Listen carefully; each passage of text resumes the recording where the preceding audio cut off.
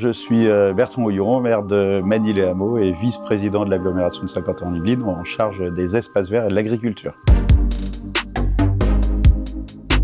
Magny-les-Hameaux, c'est une commune de 9500 habitants, c'est une commune à taille humaine. C'est aussi une commune qui a 80% d'espaces agricoles et d'espaces naturels, donc un cadre de vie que nous préservons, où la nature rentre même aussi dans les parties urbaines, en ville, et puis avec un riche patrimoine, puisque notre territoire est particulièrement marqué par l'histoire de Port-Royal des Champs. Et puis c'est aussi une commune de services publics de proximité pour permettre à tout le monde d'y vivre le mieux possible. Ce qui me plaît dans cette ville, et c'est pour ça d'ailleurs que j'y suis resté depuis ma naissance, c'est vraiment ce lien entre les habitants, cette possibilité de faire des choses, d'abord dans le cadre associatif ou même en tant qu'habitant de manière générale. Tout le monde se connaît, tout le monde peut s'entraider. Saint-Quentin-en-Yvelines, c'est une coopérative entre les communes, c'est-à-dire qu'on a mis ensemble, en commun, en quelque sorte, notre fiscalité et nos dynamiques territoriales, les dynamiques de nos 12 communes.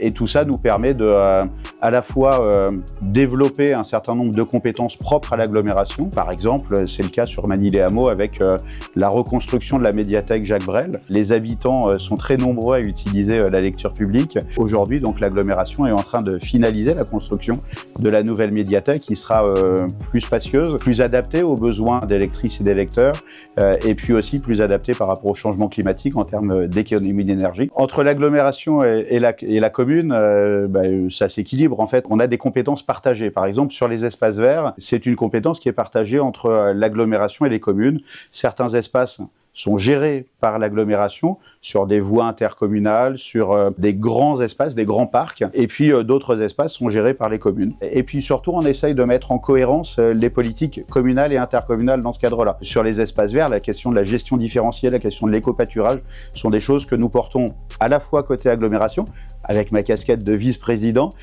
et à la fois aussi côté communal, avec nos casquettes de maire aux uns et aux autres. C'est pareil sur l'agriculture, où c'est une compétence qui n'est pas obligatoire au niveau de l'agglomération, mais qui a été prise par l'agglomération pour pouvoir rendre cohérent à la fois la question de la pérennisation de l'agriculture sur notre territoire, mais aussi la question de la diversification pour pouvoir favoriser l'alimentation locale.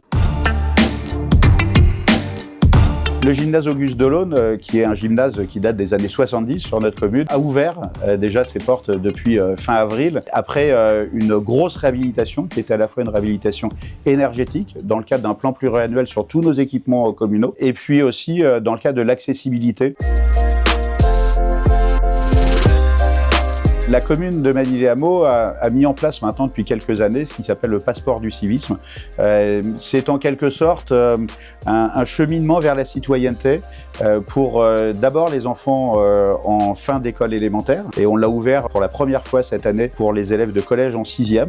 C'est une première nationale. Et l'objectif est vraiment que chaque enfant puisse à la fois mieux connaître l'environnement dans lequel il vit, les institutions communales, et qu'il puisse aussi mieux appréhender pour lui, la façon de s'investir. Être maire, c'est d'abord un travail en équipe. C'est une équipe municipale, une équipe aussi avec l'ensemble des agents de la collectivité, et puis avec les habitants. Et notre objectif commun, c'est à la fois de régler et de résoudre les problèmes, les difficultés face auxquelles peuvent être des habitants, à la fois de répondre aux besoins de services publics de proximité pour que chacun puisse vivre correctement, mais aussi de prévoir l'avenir. On est face au changement climatique, donc on fait énormément de travaux de réhabilitation, de végétalisation de l'ensemble de nos espaces. Et le plus grand bonheur, c'est surtout de voir des gens qui sont sortis de difficultés, de voir des enfants heureux dans des cours qui sont végétalisés, de voir des associations joyeuse parce que le confort dans le nouveau gymnase